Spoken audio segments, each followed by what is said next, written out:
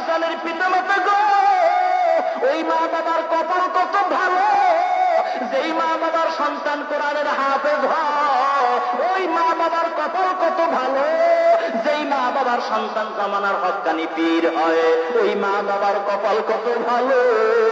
যেই মা বাবার সন্তান জামানার বড় আলেম হয়, ওই মা বাবার কপাল কত ভালো গো, যেই মা বাবার সন্তান হাজার হাজার মানুষের সামনে দাঁড়াইয়া ইমামতির মুসাল্লায় দাঁড়ায় হাজার হাজার মানুষের নামাজ পড়ায়, ওই মা বাবার কপাল কত ভালো গো, যেই মা বাবার সন্তানের কথা শুনিয়া হাজার হাজার মানুষ দোয়ার জন্য দৌড়ায়, ঠিক কিনা জোরে কও। ও খুলনার মুসলমান গো, কেমন সন্তানের মা হইছ গো মা, আজকে তোমার সন্তান কোরআন পড়তে শিখে নাই, আর বলো হুজুর সন্তান কথা মানে না, দোয়া করেন কিয়ামত পর্যন্ত দোয়া